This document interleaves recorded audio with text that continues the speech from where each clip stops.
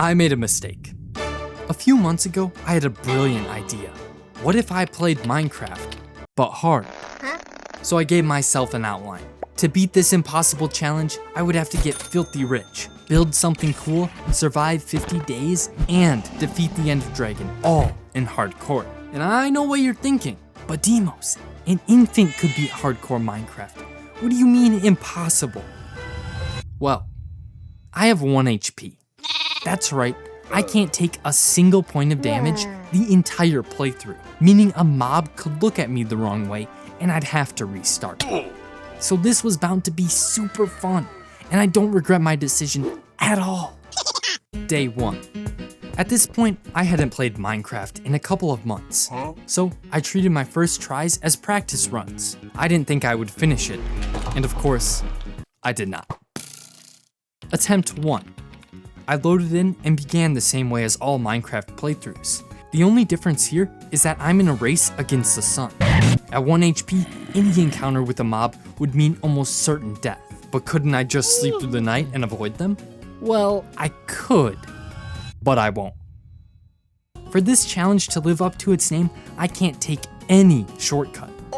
To begin my first attempt, I found the nearest tree and introduced it to my tender, loving hands.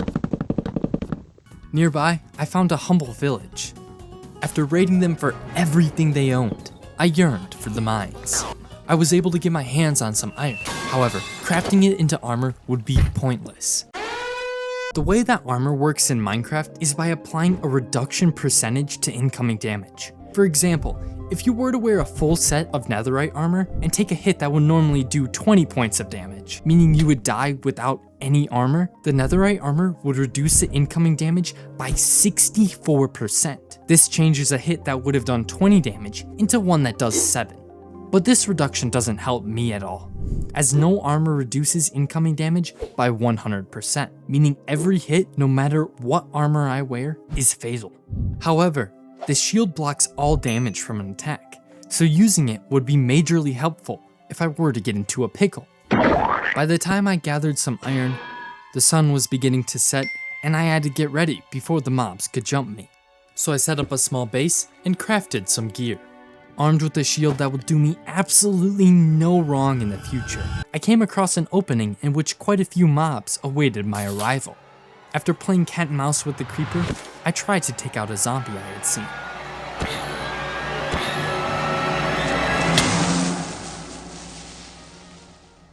Well, attempt 2.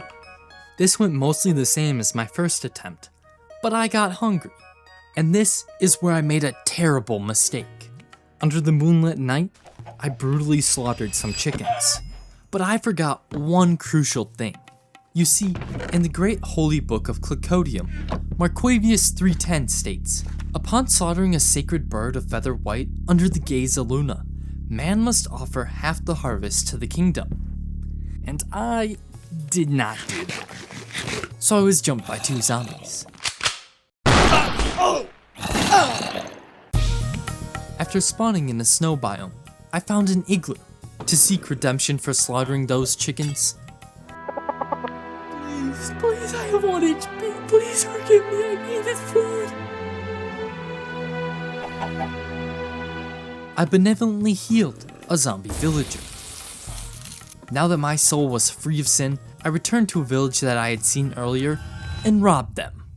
As the sun left for the night, I began exploring a ravine. I had an exchange with the creeper that ultimately left me anatomically separated.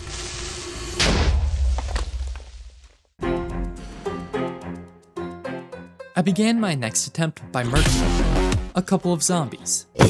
But then I tried something truly revolutionary. I avoided the mobs that could kill me. I did this by exploring submerged caves. Unfortunately, I couldn't swim. So I went right back to unnecessarily risking my life in the old open air ones. I eliminated some more mobs and returned to the surface to gather food. After seeing an armadillo for the first time, I kindly collected the food from a village and put it in my pockets.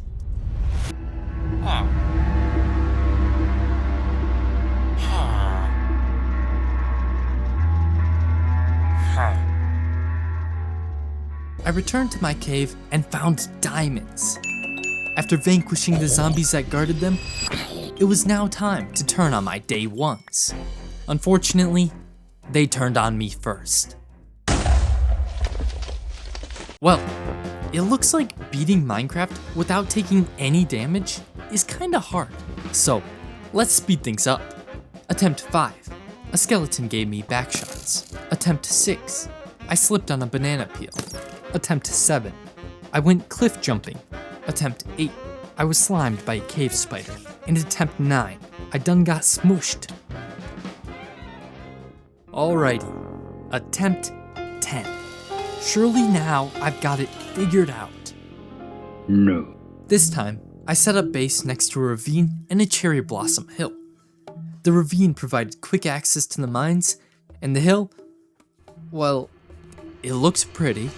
Hello? I explored the cave, but using my previous experience, I tried not to die. Are you sure? Yes. After getting a healthy amount of iron, I went for diamonds. This time though, I realized that having died in caves more than 60% of my attempts wasn't very good. So I came to the remarkable conclusion that I shouldn't do that. Meow. So I turned to the ancient texts and discovered the lost art form of strip mining. Using this unpatched method for the first time in this video, and after an hour of mining, I had finally completed one of my tasks. I was now filthy rich. To flaunt this wealth, I crafted a full set of diamond gear. However, crafting it into armor would be pointless. Some of the villagers were upset with me, saying I could have fed the hungry children with all that money. But don't they realize that the hungry children will see me wearing my armor and be inspired to become billionaires too? I mean, I mine the diamonds with my own hands. It's not like theirs are stuck together or anything. Anyway, I had more important work to do. I had to build something cool. So I hopped into a creative world and cobbled something together. Now that I had a build planned, it was time to develop the infrastructure. To do this, I'll be very ethically outsourcing labor to a group of unpaid villagers. So I headed to the nearest village and diplomatically relocated a citizen who had become a hardworking employee. The next day, I returned to retrieve a second villager, but on the way back home, I had to set up camp for the night. So, you come here often? After the sun rose, I finished my journey and now had all the villagers I needed to build my empire. However, I realized that I had not planned a place to house them, so I quickly went and did that. Now, it was really time to get to work. I had made a lot of progress in this world, and was well on my way to completing another of my tasks. All I needed now was to be cautious, not risking any possibility of taking damage. Before gathering the resources for my build, I prepped a hole for the villagers to enter, and began transporting them back to the mountain. Well, that is just awful. I still don't even know what exactly happened there. Maybe the gods don't want me to beat this challenge. But hey, damage is damage, and I'm seeing this through, no matter how many attempts it takes. So, my next tries weren't too eventful, so here's a quick recap. After dying to that glitch, I needed some emotional support, so on attempt 11, I jumped into the loving arms of a zombie. In attempt 12, I forgot to use the data pack and fell off a ledge. What? I actually made it pretty far in attempt 13. I spent a couple hours mining and got enough diamonds to craft a full set of gear. Over the night I cycled villager trades and set up a small base in the side of a mountain. But then I went out on a rainy morning.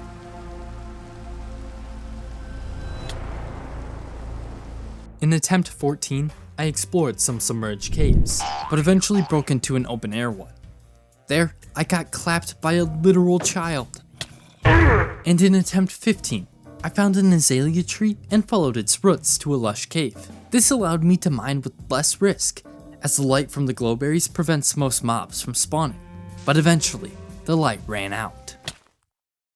Alright, it only took 15 attempts, but I was starting to figure out that avoiding the things that could kill me would help me live. So in attempt 16, I began by exploring submerged caves, and when those ran out, I dug to bedrock and started strip mining. This allowed me to get filthy rich without any encounters with googlies. Hello! After resurfacing, I found what would become the most important biome in this challenge, a mushroom island.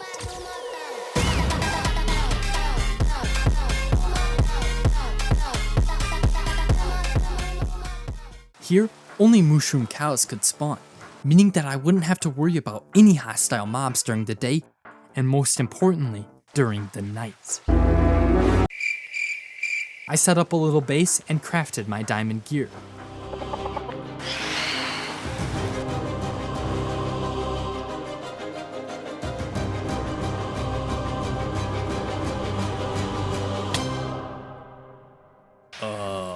What? You remember what I said about armor being pointless in this challenge? Yes. Well, was I wrong? Because that hit didn't do any damage. Or did it?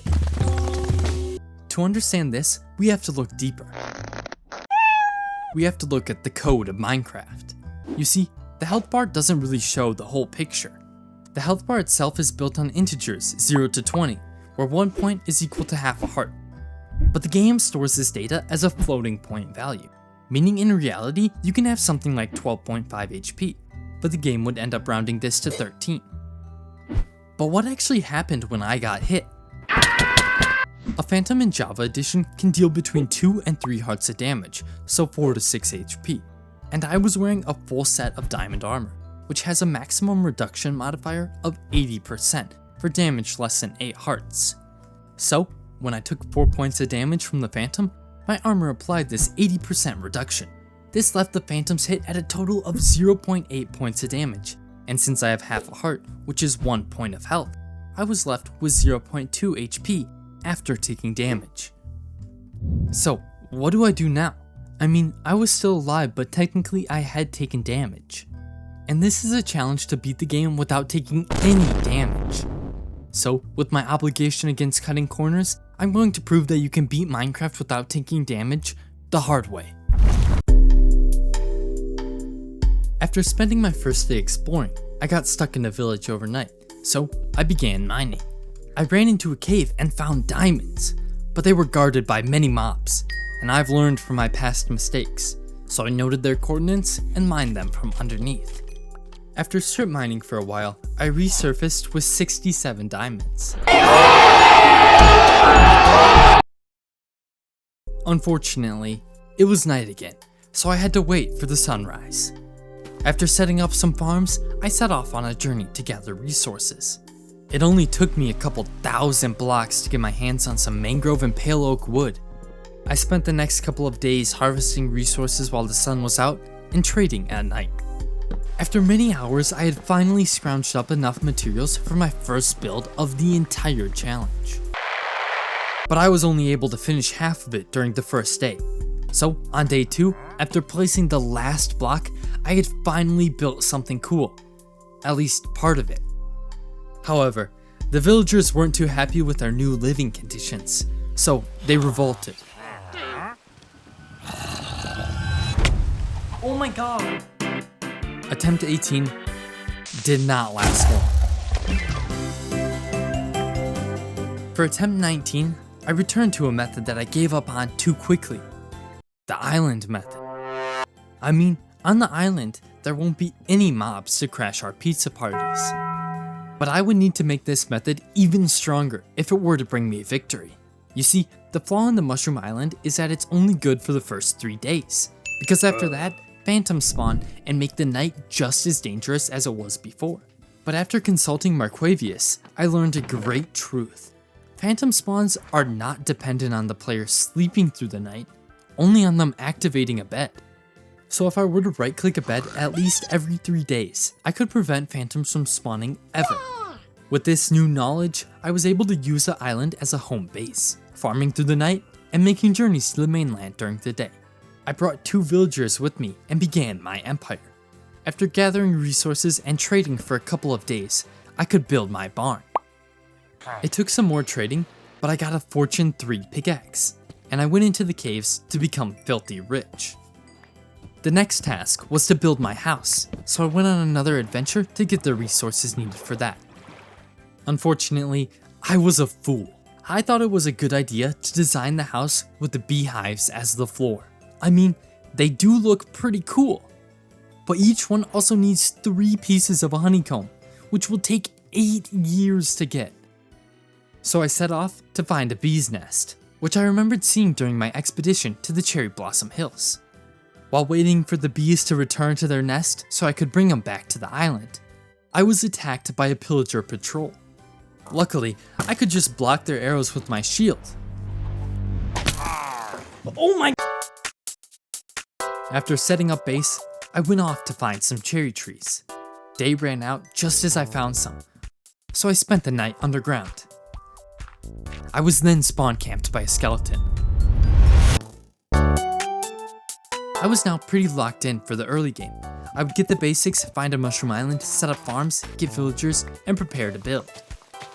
While waiting for my trees to grow, I headed into the mines. On my way back up, I was sabotaged. It seems that when digging my mine, I passed through a lush cave biome, which overwrote the limited spawns of the mushroom island and let a skeleton spawn on my stairs. Like, how cautious do I have to be, game? It's not like I had brittle bones or anything.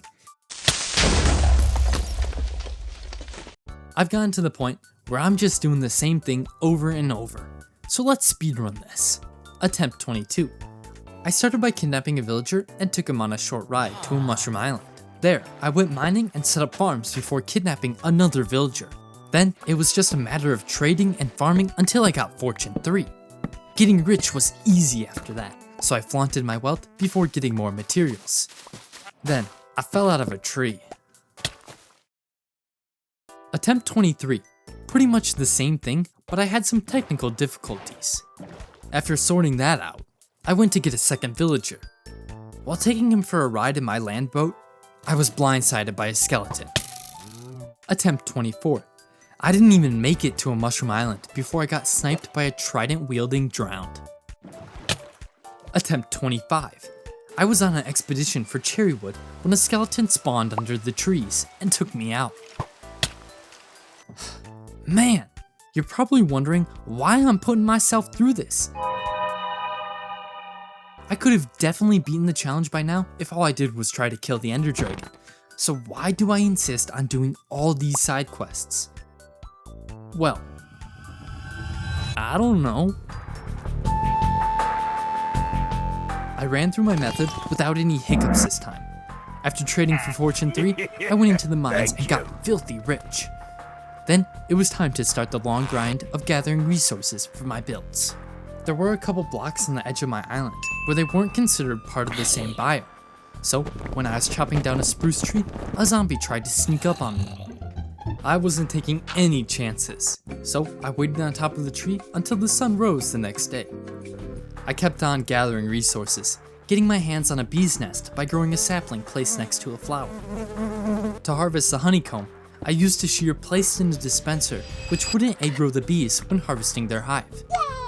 The problem was, I didn't have a safe way of getting the string needed to craft bows, so I found a spider spawner and built a farm. As I returned to the surface, we almost had a big problem on our hands.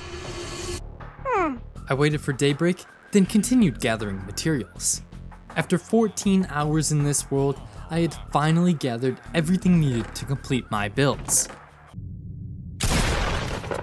Now, I just had to develop the rest of the island with moss and fields before I could begin the late game. While working on a path, I was almost swan-tonned by a phantom. Whew, mamma mia. To get all the bone meal I was using to spread the moss, I had been using a composter, but it took ages to work. So I built a farm using a skeleton spawner that I had found earlier. Planting wheat and spreading moss was mind-numbing, but after 7 hours, I had finished everything. Now, I just needed to get ready to go to the nether. So I went down to my skeleton farm to repair my tools.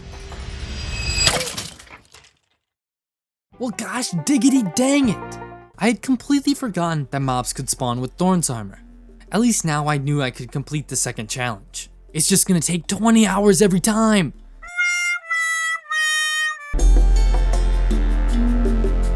In attempt 27, I was getting pale oak when a zombie snuck up on me. I actually made it quite far my next try. I had gathered nearly all of the resources for my build when I made a grave mistake. Oh no. That was so tragic that I basically let a zombie kill me. And in attempt 30, I was working on getting efficiency 5 when I waltzed into a small ravine. With 30 attempts of knowledge built, it was time to put all my eggs in one basket. I traveled for 2 days just to find a mushroom island. From there, I set off to gather everything I would need to farm for my builds. After bringing some villagers back to the island, it was time to start the grueling cycle of farming, trading, and mining until I became filthy rich. After giving a little motivation to all the kids out there, I spent the next couple of hours gathering materials and trading. I found a spider spawner and set up a farm. Luckily, this farm wouldn't kill me. At least, I didn't see a way it would. In a couple of hours, I had the materials to build the barn and a custom cherry tree. Now, I just had to wait until the bees produced enough honeycomb to build my house. While waiting, I began converting the bleak mycelium into something at least somewhat interesting to look at. It took a while, but I eventually had all the honeycomb I needed, so I finally put up the house. Then, I built some sheep and cow pens and started the long road towards finishing planting the wheat fields. After applying the finishing touches, I had finally completed my second objective. Now came the most nerve-wracking part of the entire challenge. The Nether. I knew that I wouldn't be able to get blaze rods normally because death would be waiting around every corner. So I devised a plan. I would find the location of a nether fortress and create a safe passageway from the portal all the way there. Once I reached the fortress, I would dig underneath the surface and build tunnels to avoid the wither skeletons and blazes. After finding a blaze spawner, I could dig out an area underneath of it, letting the blaze fall into a chamber where I could easily pick them off with a bow. I would then send a hopper minecart to collect all the dropped rods. This plan would ensure that I survive, as long as I didn't make a mistake. Now, it was time to execute. After crafting a powerful bow and a looting 3 sword, I built a portal and entered the nether for the first time in this challenge. I dug all the way to a fortress, ensuring that there was no way to be attacked by mobs. I was incredibly lucky and ran right into a blaze spawner, so I set up a chamber and slowly gathered the blaze rods. After a couple of cycles of farming, I returned to the overworld with 20 rods. After 20 minutes of pure stress, I could finally relax.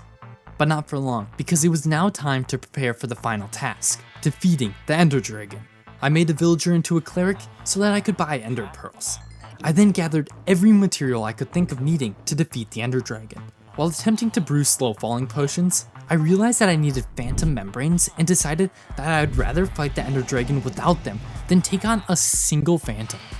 I triple checked everything in my inventory and waited for the sun to rise on the last day. Either I would die there, or I would finally complete this multi-month long journey. After 58 days in this world, I set off on one final quest. To avoid all the mobs in the stronghold, I dug above the rooms until I found the portal room. I destroyed the silverfish spawner and made sure nothing could possibly kill me before dropping down to the portal. Now, I probably should make a plan on what to do before entering the end, so after weeks of testing every possible method, I found a foolproof way of defeating the dragon without taking any damage. You just build straight up. Well, there was no more preparation I could do, so it was finally time to put an end to this impossible challenge.